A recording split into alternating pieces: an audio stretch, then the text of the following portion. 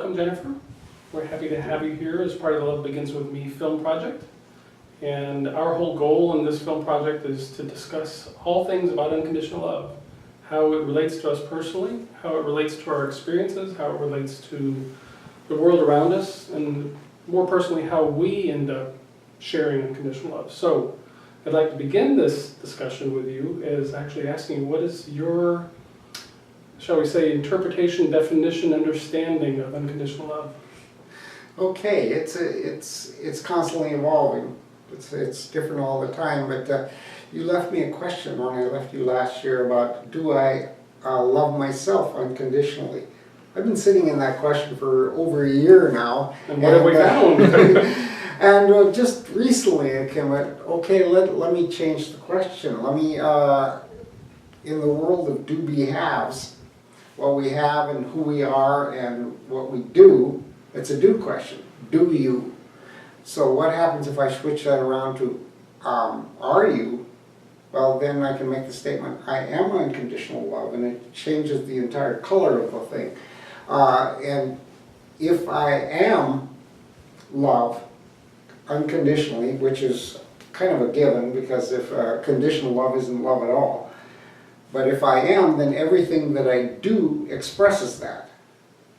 So we're evaluated on what we have very often and what we do. That's the first question somebody will ask is, what do you do?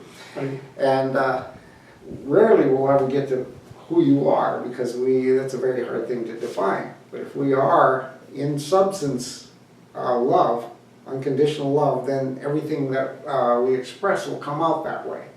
In our relationship with others, in our relationship to ourselves, in relationship to the planet, and all activities and all feelings are in that energy field. So then the question would be, related with that, you personally, what would be your then understanding of this love in you? I mean, I realize we're talking about something that doesn't have a definition, and it's not right. And yet there's an experience that happens that I would say, maybe a twofold way of approaching this.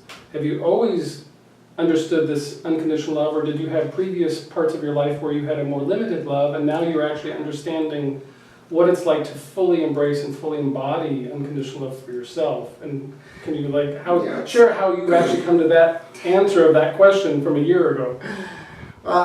It's called sitting in the question. Don't try to go for the answer right away. Just hold on to the question as long as you, until an answer or a thought or an idea kind of evolves from there.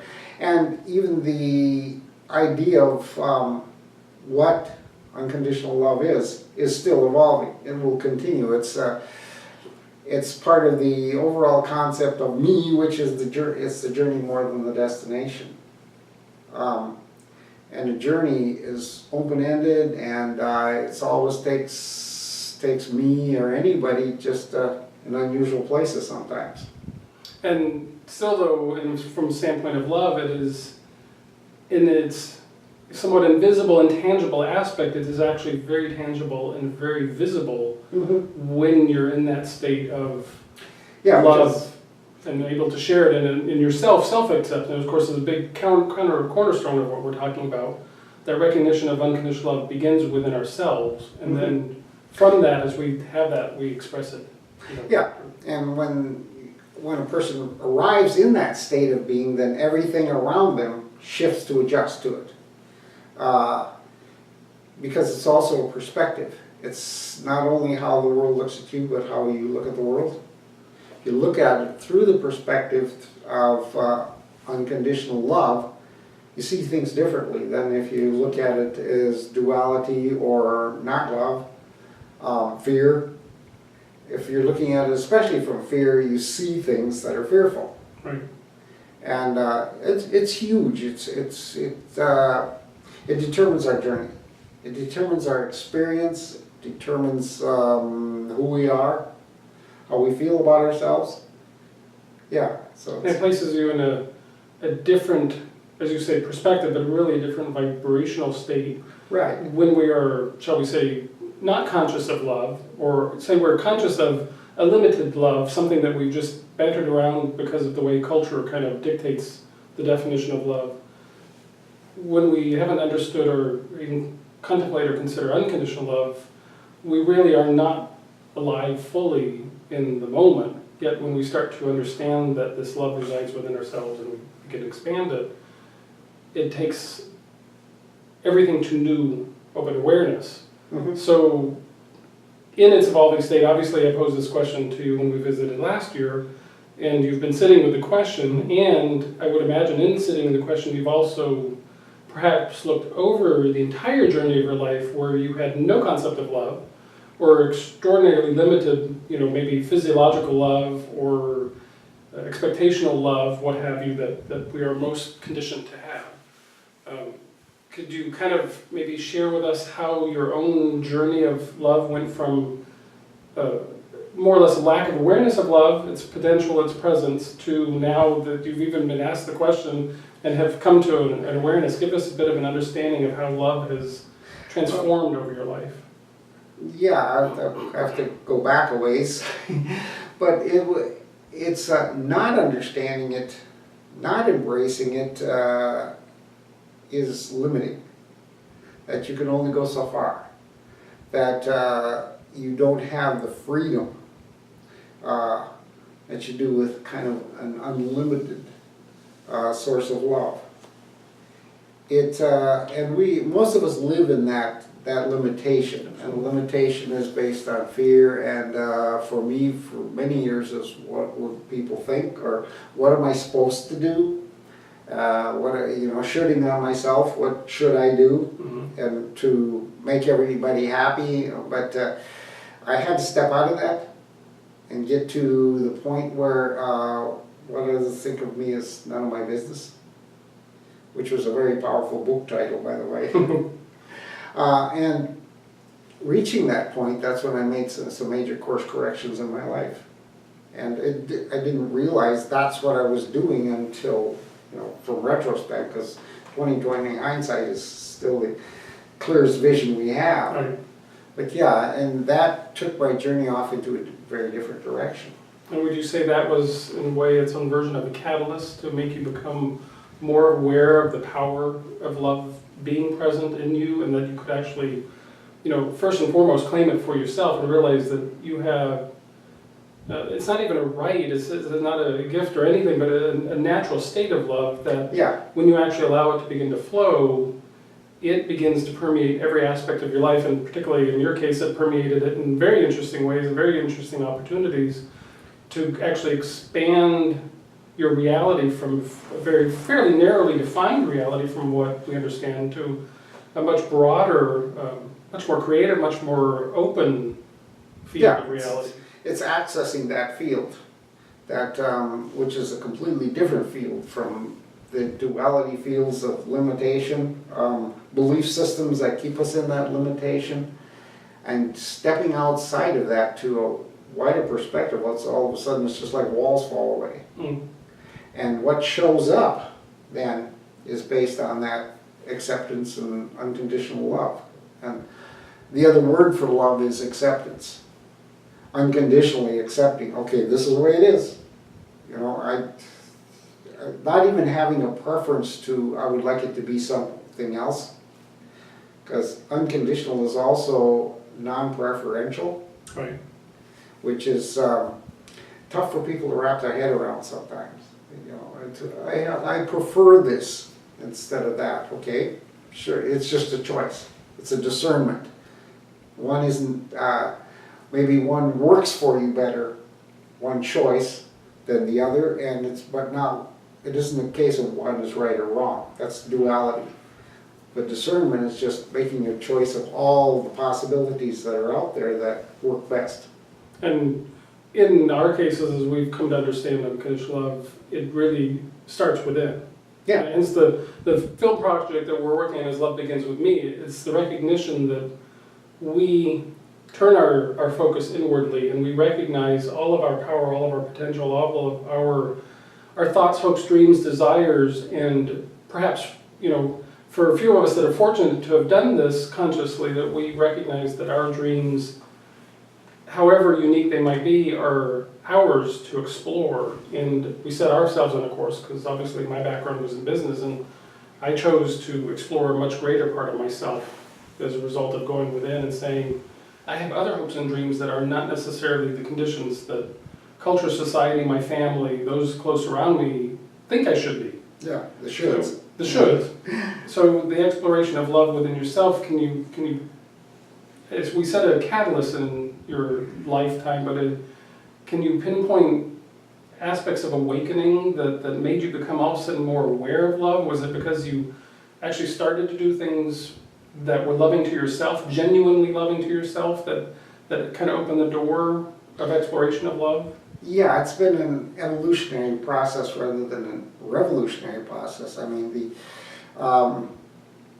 the change of gender was just the very beginning. That was just a kind of a, instead of going this direction, we just kind of nudge it over slightly. And of course you get 15, 16 years down the road and it's a completely different path. Just kind of nudged out of orbit slightly. And so it's constantly unfolding. Can I point to any one particular realization or awareness where I get up one morning and say, oh, okay, this is what it is? Not really. It's, there are times when I get it, when I really get it, going, okay, yeah, this is what it is. This is where it's supposed to be. Then the next day, maybe not so much. It's that constant shift from that unified field of unity, oneness, singularity, back to duality. And these are on and off switches. You can't live in both, but you can flip back and forth very quickly. And we often do. Some days that we spend a lot of time in duality, and other days are the moments of the day that we drop into singularity.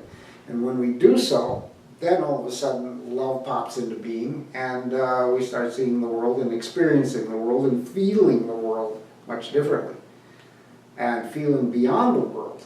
Right, absolutely. That's because there's more than just this 3D that we always seem to focus on. Yeah, that's we're stuck here for a while, and let's check it out and see what it's like, and getting into and hanging out in duality and finding out, okay, this works, this doesn't work, and this feels pretty good, that doesn't feel so good, and learning from that and moving forward. And I think that's kind of part of our journey on this planet. It's one of the reasons why we chose to come down here and check it out. Yeah. And in creative ways, and I think perhaps one of the things that we've noticed, you know, in our evolution of this particular time on the planet is that we aren't always encouraged to explore our heart. We're not always encouraged. I mean, obviously I chose to make a dramatic shift to singularly focus on the awareness of unconditional love, to really explore it in its depths and its many dimensions, and to understand it. And I can say in my past where I knew nothing of love, I mean, again, a word bantered around, it had no real particular feeling or meaning. But once I started to open up, it made the world richer and more alive, and then my experiences, not only towards myself and then outwardly towards others, you know, I shifted my perspective of myself.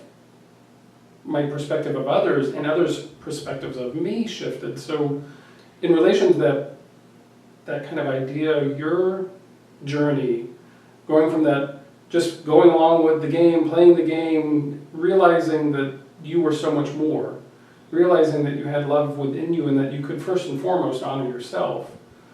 You've obviously, you know, as you said, it's waves and cycles of recognizing it not.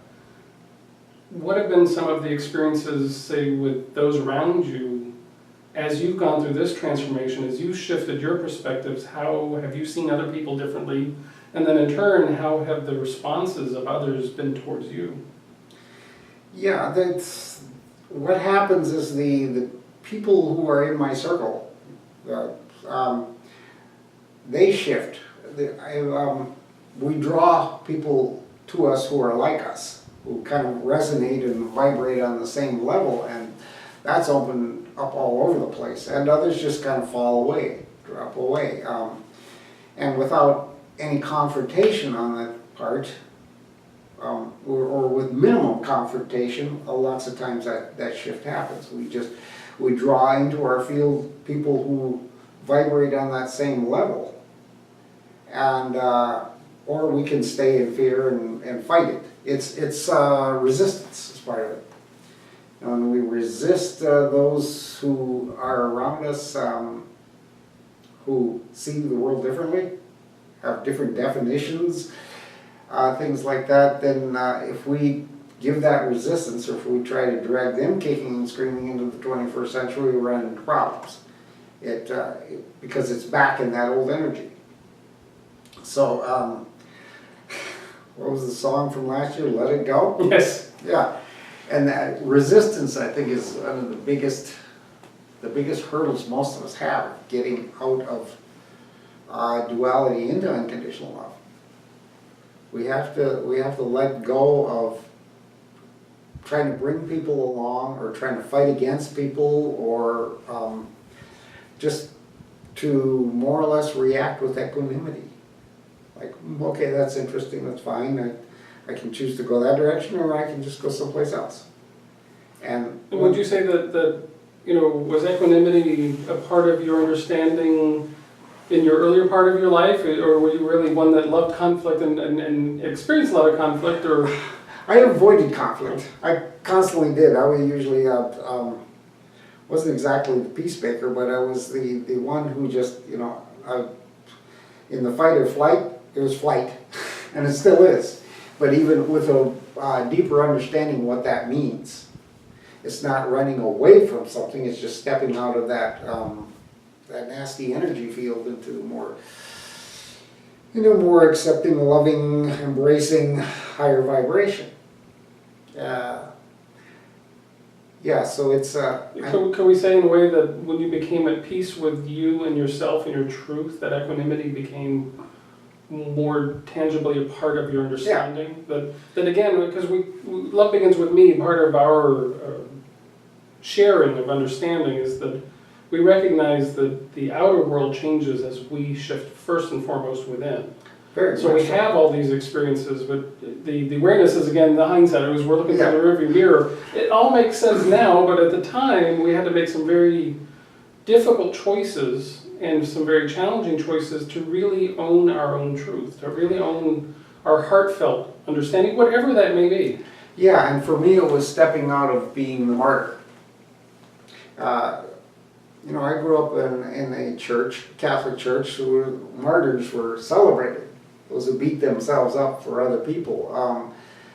And that, somewhere along the line, there was a realization that isn't working. That trying to elicit pity out of somebody else because of, worked so hard, or I've martyred myself for a particular reason. Okay, that just didn't work. And again, it's looking in hindsight to find, okay, somewhere along the line I realized that. Pointing to specific moments sometimes is a little difficult. When did I even know what equanimity was? And actually that word came into the vocabulary from a friend from just a few months ago. When her observation of me was that I respond with equanimity to situations that could be very divisive and very fraught with negative energy. Okay, well, I like that word, I'll embrace it. And so I'm fascinated with the idea of realizations, that our learning comes from realizations or awarenesses or epiphanies, some of them huge and some of them just kind of little course adjustments. It comes back to our theme song of last year, which was Let It Go, because in these epiphanies, these revelations, these internal awakenings really are when we, in a sense, let down our guard or set aside our belief for a moment that something has to be one way or the other. And in that, when I sleep or in the shower, when we're not thinking about anything else, that's when they usually come through, the most profound little snippets of life that give us a complete different course direction, as you called it. Yeah, and I give my best lectures and biggest awarenesses in my morning coffee. Sitting there and just all of a sudden I'm gone someplace. And I also write every morning. Must be some strong coffee. It's good stuff. But the idea that trying not to hold on to old belief systems. Or doing everything the way it's always been done. Yeah. It's simply allowing ourselves, not even trying to figure it out perhaps, but Yeah. allowing ourselves the opportunity that something more can Yeah. actually exist in this moment. Yeah, and to let go of old ideas and old beliefs. We are raised in this culture with belief systems that we need to adhere to, and I think the people with the most conflict, the most stress, the most problems and so forth are those who hang on to very rigid belief systems. Like, we can't change what we believe. We've got this box, and if it's outside the box it's wrong, if it's inside the box it's right and good, and with these constant duality of right and wrong and good and evil and friend and enemy, and to a point where I see a lot of people who can't even think outside the box. If somebody comes at them with an idea that may not fit their already religious belief system, such as a religion, then they can't hear it. The brain can't physically process it. It just doesn't exist. I could be talking Swahili or something like that. So the shift from one energy to the other is coming out of rigidity into flexibility and fluidity. The idea that there's so much more out there. My favorite quote, Shakespeare quote, is from Hamlet, Act 2. You know, there are more things in heaven and earth, my dear Horatio, that can be dreamt of in your philosophy. You know, it's many years. Which does pose a question that I've wondered, since you have a long teaching career, which in of its own right, you happen to be in a field where creativity was actually part of the teaching, so you were given an area where you were actually able to not always be inside the box, but teaching as a general rule has a tendency to kind of perpetuate the belief systems or perpetuate, you know, the part of the teaching method. But in your case, your teaching kind of gave you that structure, but something still nudged you from within. So there was still an intuitive, there was still an inner quiet voice that was always, say, gnawing at you that said, you know, there's even more beyond. And I mean, I'm talking about reference. You were already kind of outside the box because of the music field and everything. Well, very much. But yeah. Beyond that, there was even more calling to you, because obviously your upbringing in Catholic and all those you were in a lot of structured environment, and yet something said, you know, I've got to be me. I've got to be, you know, me on every level, every fiber of my being. I've got to be the explorer that I am. Which really, in the perfect way, is the best teacher is the student. You know, you became a student of life while you were in the process of teaching. But how did that structure help you in a way? How did it hinder you? Could you have moved faster had that structure not been there, or was it just going to happen the way it needed to happen? I think it happened the way it needed to happen. There was a right maturity time for you, maybe? Yeah, it's everything happens at the right time kind of thing. That's why does everything wait till the last minute? Because it doesn't have to happen before the last minute. And that was one of the things I had to learn, that it's okay to wait till the last minute. As long as you didn't wait past the last minute, that's when you got into problems. But I was never a type A personality that had to get it done right now. And I know I would, there are times when I would have loved to have been able to transition much, much younger. But when I look back at it, again with that 20/20 hindsight, okay, it was the perfect time. For a lot of physical reasons, situations around me, plus also it was the right time here. Right. And that constant go within. Ask yourself the question and then just wait for the answer. I think we are taught in our school systems and in our institutions and churches and so forth not to trust ourselves, not to trust our instincts. Kids are born with very good intuition, very good instincts, and we usually beat that out of them before they get into first grade. Absolutely. Plus a lot of creativity is gone at that point too. And I could never go back into traditional education right now, because I see it too restrictive. And again, it can only be analyzed in retrospect, Right. going back. Did I realize at the time I was realizing what I was realizing? And probably that question is no. Sure. Like, okay, that's interesting. Where'd that come from, kind of thing. But yeah, that the kingdom of heaven is within. It's constantly going in and asking ourselves questions, and I kept that at bay by becoming a workaholic. I mean, So you avoided yourself. Oh yeah, I avoided avoided the question, myself. I avoided the avoided a subject. lot of things at that constantly through my life until I got to a point where it was sort of pointed out with me. Okay, you need to change, and because it was at the right time, everything around me fell into place to help support that change. So in a way, in hindsight, you say you realize that a part of you could have forced it sooner, and in other ways, by allowing it to happen in its own organic timing, everything else around you lined up. So again, it comes back to our love begins with me. I would say in hindsight, we could look at your life and say, as you became more comfortable with all of it, everything around you lined up simultaneously to be more comfortable with it. Yeah. Which, particularly, your story is one of great love, great compassion, great support.